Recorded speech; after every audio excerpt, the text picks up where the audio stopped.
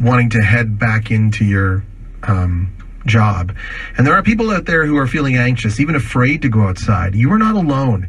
After weeks of being told to stay inside to halt the spread of COVID-19, some people just want to continue staying indoors. Psychotherapist Thomas Brown is not surprised some people are experiencing this. Thomas, good morning.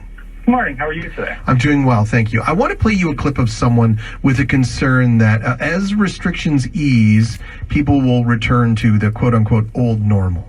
It's great, that people will be able to go and get their hair cut and things like that, and start getting back to supporting people's businesses and stuff like that. It shouldn't be the excuse that people literally return to the normality of before, because that isn't the case, especially for young people.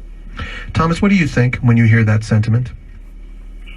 Well, I definitely would agree with that. I think, we're hearing from governments, we're hearing from the medical community that we are not returning to normal.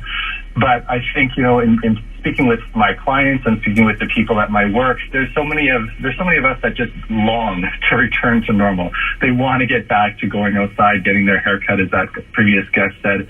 And so I think there's sort of this dissonance between what we're hearing from the official people and then what we, just as sort of human beings, are wanting so badly to get back to.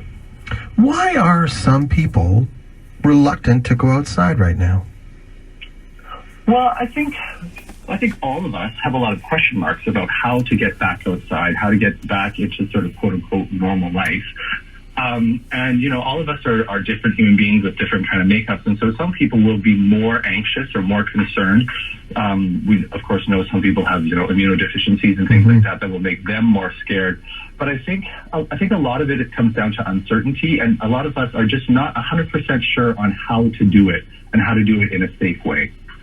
I don't want to use this word, this term, but are people just going through a phase? A phase.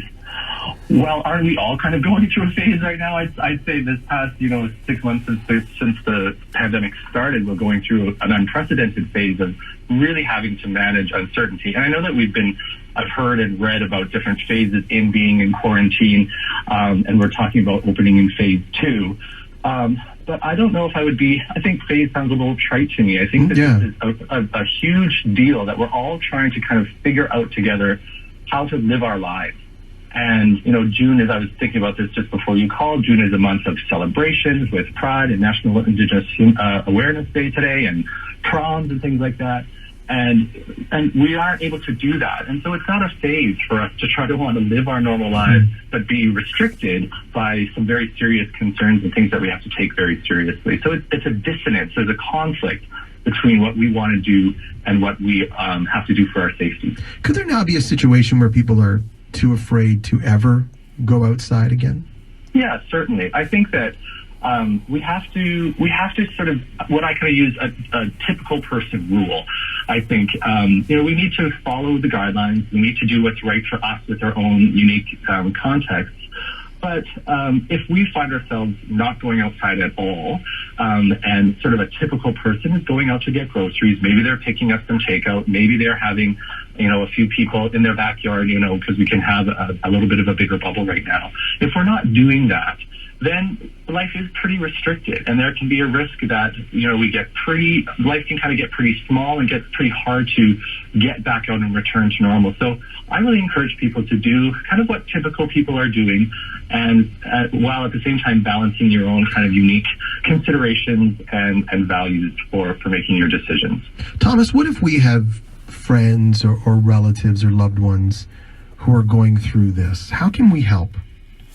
Going through kind of being too scared to go out? Yes. Yeah. I think, again, kind of encouraging them to think about going out and doing little steps. When we kind of help people in my office treat people with anxiety, we kind of talk about facing fears. And so if there is a fear, to just go out for a walk maybe, or encourage them to, let's just go to the grocery store together for a short while. We'll wear our masks and we'll use the hand sanitizer, because that's what typical people are doing.